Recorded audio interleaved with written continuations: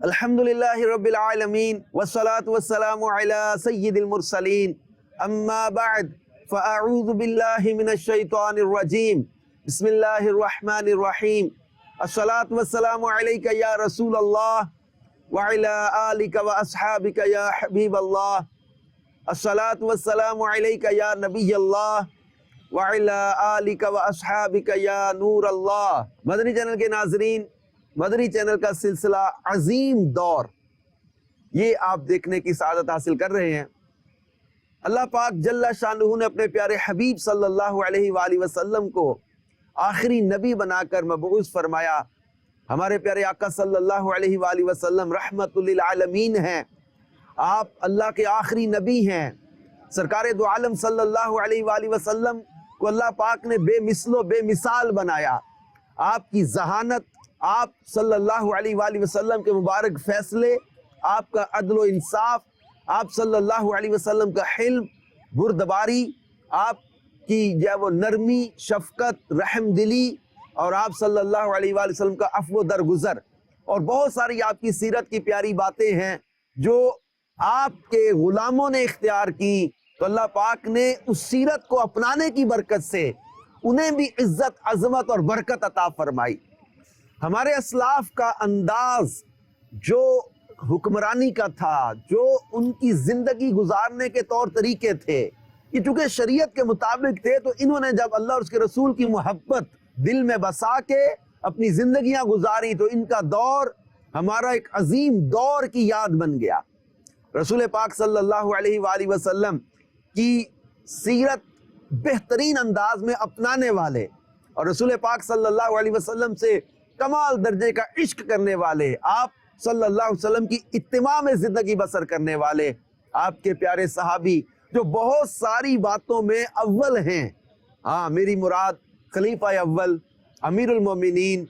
خلیفۃ المسلمین، مسلمانوں کے پہلے خلیفہ، اور وہ پہلی ہستی مردوں میں سب سے پہلے جن کو ایمان لانے کی سعادت ملی، وہ حضرت سیدنا ابو بکر صدیق رضی اللہ عنہ ہے۔ امیر المومنین حضرت سیدنا صدیق اکبر رضی اللہ عنہ کے عظیم دور کو آج ہم یہاں ڈسکس کریں گے، کیونکہ یہ یاد، یہ تذکرے، یہ عظیم دور ذکر کرنے میں ایک نیت یہ بھی ہے کہ ہم اپنے ماضی کو بھی دیکھیں اور اپنے حال کو کمپیریزن کر کے دیکھیں کہ ہم لوگ کس انداز میں زندگی بسر کر رہے ہیں۔ آج ہم یہ شکوہ تو کرتے ہیں کہ اقوام عالم میں ہمارا وہ وقار نہ رہا، ہماری وہ شان و شوکت نہ رہی، ہماری وہ عزت نہ رہی، ہماری وہ ہیبت نہ رہی، ہماری وہ جو ہے وہ طاقت نہ رہی، ہمارے اندر سے وہ کون سی چیز جو کم ہو گئی جس وجہ سے ہم لوگ اپنی جو ہے وہ طاقت کھو گئے، اپنا وقار کھو بیٹھے، اپنی شان و شوکت کو کھو بیٹھے۔ تو we have to discuss this point۔ حضرت سیدنا ابوبکر صدیق رضی اللہ عنہ کے عظیم دور کو آج ہم یہاں پر ذکر کرنے کی سعادت حاصل کریں گے۔ حضرت سیدنا ابوبکر صدیق رضی اللہ عنہ کا نام عبداللہ، اور آپ کی کنیت ابو بکر، صدیق و عتیق آپ کا لقب، آپ قریشی ہیں، اور 7ویں پشت میں آپ کا شجرہ نسب رسول پاک صلی اللہ علیہ وآلہ وسلم کے خاندانی شجرہ سے مل جاتا ہے۔ آپ عام الفیل کے 2.5 برس بعد مکہ مکرمہ میں پیدا ہوئے۔ آپ اس قدر جامع الکمالات اور مجمع الفضائل ہیں کہ انبیاء کرام کے بعد تمام اگلے اور پچھلے انسانوں میں سب سے افضل و اعلیٰ ہیں۔ آزاد مردوں میں سب سے پہلے اسلام قبول کیا، اور رسول پاک صلی اللہ علیہ وآلہ وسلم کے وزیر و مشیر بن کر ہر موقع پر، ہر موڑ میں آپ کے رفیق و جانثار بن کے رہے۔ 2 سال 3 ماہ اور 11 دن، 2 years 3 months and 11 days یہ آپ کا دور خلافت رہا، اور آپ کی زندگی تو پوری جانثاری میں گزری ہے، لیکن رسول پاک صلی اللہ علیہ وسلم کے وصال ظاہری کے بعد یہ آپ کی خلافت کا جو ڈیوریشن تھا وہ 2 سال 3 ماہ اور 11 دن تھا، اور 22 جمادی الاخری 13 ہجری منگل کی رات آپ نے وفات پائی۔ حضرت عمر رضی اللہ عنہ نے نماز جنازہ پڑھائی، اور رسول پاک صلی اللہ علیہ وآلہ وسلم کے مبارک پہلو میں آرام فرما ہیں۔ سید اعلیٰ حضرت امام اہل سنت لکھتے ہیں نا کہ محبوب رب عرش ہے اس سبز قبہ میں، پہلو میں جلوہ گاہ عتیق و عمر کی ہے۔ حضرت سیدنا صدیق اکبر رضی اللہ تعالیٰ عنہ کی مبارک زندگی کا مطالعہ شخصی اور معاشرتی تعمیر یعنی سیلف اینڈ سوسائٹی ڈیولپمنٹ کے ساتھ ساتھ آخرت سنوارنے کا بہترین ذریعہ ہے۔ خلیفۃ المسلمین امیر المؤمنین حضرت سیدنا صدیق اکبر رضی اللہ عنہ کا دور دین اسلام کا ایک عظیم دور کہلاتا ہے۔ چند سال آپ نے خلافت میں گزارے، 2 سال 3 ماہ اور 11 دن، ابھی ہم نے ڈسکس کیا نا، تو یہ کچھ عرصہ آپ نے خلافت کا وقت گزارا، لیکن آپ نے اس ڈیوریشن میں، اس پیریڈ میں، اس دوران دین اسلام کے لیے جو کارہائے نمایاں سر انجام دیے، ان میں سے چند ایک آج کے پروگرام میں ہم یہاں پر ذکر کریں گے۔ یعنی پوری آپ کی سیرت اور آپ کے پورے جو ہے وہ اقدامات اور آپ کی تمام تر جو ہے وہ خدمات کو اس چند منٹ کے پروگرام میں ڈسکس کرنا اٹس امپوسیبل۔ لیکن سیدنا صدیق اکبر رضی اللہ تعالیٰ عنہ وہ ہستی ہیں جن کے بارے میں یہ کہا جاتا ہے کہ جنہوں نے پوری امت کو بچا لیا۔ کیسے بچا لیا؟ جی مدنی چینل کے ناظرین، میں یہاں ذکر کرنا چاہوں گا کہ حضرت سیدنا صدیق اکبر رضی اللہ عنہ وہ ذہین شخصیت تھے کہ جب رسول پاک صلی اللہ علیہ وآلہ وسلم کا وصال ظاہری ہوا تو صحابہ کرام پر گویا قیامت ٹوٹ پڑی تھی۔ حضرت عمر رضی اللہ عنہ جیسے عقل مند، ذہین اور دور اندیش صحابی جن کی رائے کی موافقت میں قرآن اترتا تھا، آپ بھی غم مصطفیٰ میں بے خود تھے اور تلوار اٹھائے یہ اعلان کر رہے تھے، خبردار جس نے کہا کہ محمد صلی اللہ علیہ وآلہ وسلم وصال فرما گئے ہیں، میں اس کی گردن اڑا دوں گا۔ یعنی یہ حضرت عمر رضی اللہ تعالیٰ عنہ جیسے صحابی بھی اس وقت غم کی کیفیت میں اور ایسے غلبہ تھا آپ پر، اور ادھر صحابہ کرام غم مصطفیٰ میں نڈھال تھے۔ دوسری طرف جو غیر مسلم تھے، جو دشمنان اسلام تھے، وہ خوش ہو رہے تھے اور وہ للچائی نظروں سے مسلمانوں کو دیکھ رہے تھے اور منصوبے بنا رہے تھے کہ اس وقت مسلمان غمگین ہے، موقع اچھا ہے، اب مسلمانوں کی پہلے جیسی طاقت نہیں رہے گی، اب انہیں بآسانی شکست نہیں جا سکے گی۔ یعنی وہ سمجھ رہے تھے کہ رسول پاک صلی اللہ علیہ وسلم جو کہ دنیا سے تشریف لے گئے، اب مسلمانوں میں وہ طاقت، وہ جوش و جذبہ نہیں رہے گا ڈیفنس کا۔ کئی بار یہ لوگ اسلام کو صفحہ ہستی سے مٹانے کے لیے مدینے پر حملے کر چکے تھے، منصوبے بنا چکے تھے۔ اب یہ اس موقع پر جب وہ پلاننگ کر رہے تھے کہ اب مسلمان غم کی کیفیت میں ہے، وہ جوش و جذبہ نہیں ہوگا ان کے اندر اس وقت دفاع کرنے کا، اب ان مدینے پر حملہ کر کے ہم قبضہ کر لیتے ہیں۔ تو یوں ڈسکشن ادھر چل رہی تھی، اور حضرت سیدنا ابوبکر صدیق رضی اللہ تعالیٰ عنہ نے ایسے نازک موقع پر دور اندیشی سے کام لیا۔ اگرچہ غم کا پہاڑ ان پر بھی ٹوٹا تھا، لیکن آپ نے موقع کی نزاکت کو سمجھا، اپنے جذبات پر قابو پایا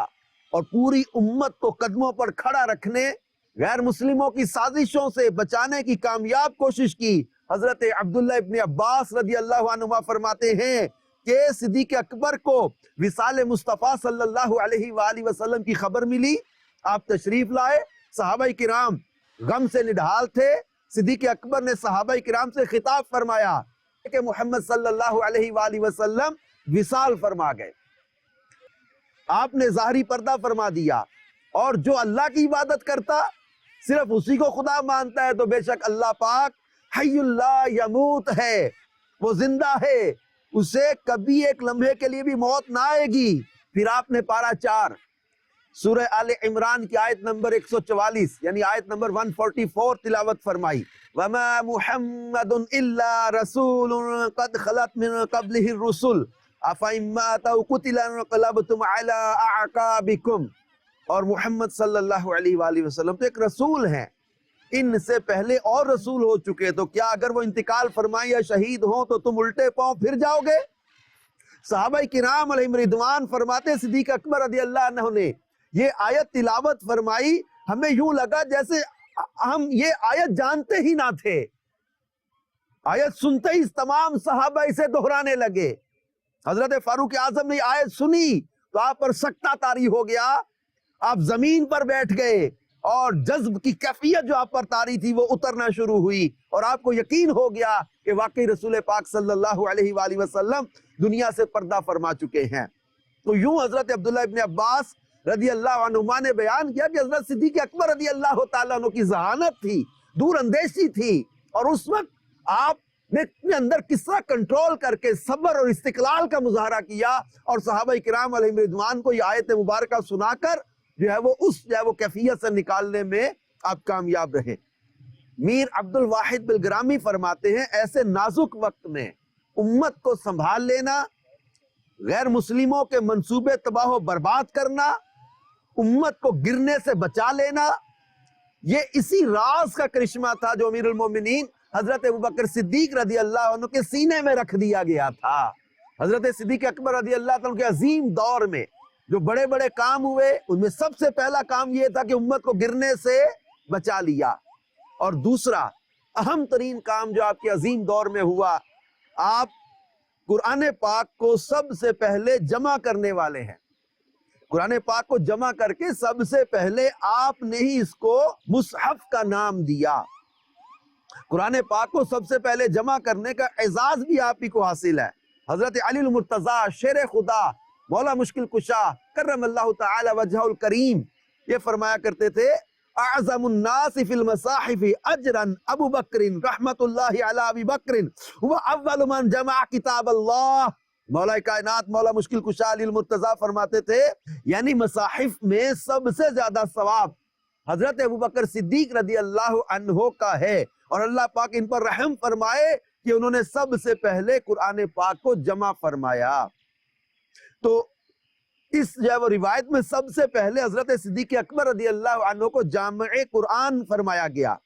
اور حضرت عثمان غنی رضی اللہ تعالیٰ عنہ کو بھی جامع قرآن کہا جاتا ہے۔ ان دونوں باتوں میں تفصیل اور جامع قرآن کی بہترین و نفیس تحقیق کے لیے اعلیٰ حضرت امام اہل سنت مولانا شاہ امام احمد رضا خان رحمت اللہ علیہ کا جامع قرآن سے متعلق ایک فتوے کا خلاصہ جو ہے وہ پیش کیا جاتا ہے۔ قرآن پاک کا حقیقی طور پر جمع فرمانے والا اللہ پاک ہے کہ وہ قرآن پاک میں خود ارشاد فرماتا ہے اِنَّا عَلَيْنَا جَمْعَهُ وَقُرْآنَهُ، بے شک اس کا محفوظ کرنا اور پڑھنا ہمارے ذمے ہے۔ اچھا، جامع حقیقی یعنی رب کریم کے مظہر اول حضور اکرم صلی اللہ علیہ وسلم ہے، کیونکہ جس خوبصورت ترتیب پر آج قرآن پاک کی تمام آیات مبارکہ مسلمانوں کے ہاتھوں میں ہیں، یہی ترتیب لوح محفوظ کی ہے، اور جبریل امین علیہ السلام نے پیارے آقا صلی اللہ علیہ وسلم کے پاس قرآن پاک پہنچایا، تو آپ کی تعلیم کے مطابق اسی زمانہ میں تمام آیات اپنی اپنی صورتوں میں جمع ہو گئیں۔ قرآن عظیم 23 برس سے متفرق آیتیں ہو کر اترا، کسی صورت کی کچھ آیات اتری، پھر دوسری صورت کی آیتیں آتی، پھر پہلی والی صورت کی نازل ہوتی۔ حضور پر نور صلی اللہ علیہ وآلہ وسلم ہر بار ارشاد فرماتے کہ یہ آیات فلاں صورت کی ہیں، فلاں آیت کے بعد فلاں سے پہلے رکھی جائیں۔ اس طرح قرآن کریم کی صورتوں اور آیتوں کی ترتیب بنتی چلی گئی۔ اسی ترتیب پر حضور اکرم صلی اللہ علیہ وآلہ وسلم اور آپ سے سن کر صحابہ کرام اسے نمازوں اور تلاوتوں میں پڑھتے۔ صورتیں اگرچہ پیارے آقا صلی اللہ علیہ وسلم کے زمانے میں ترتیب پا چکی تھیں، مگر ایک جگہ جمع نہ تھی۔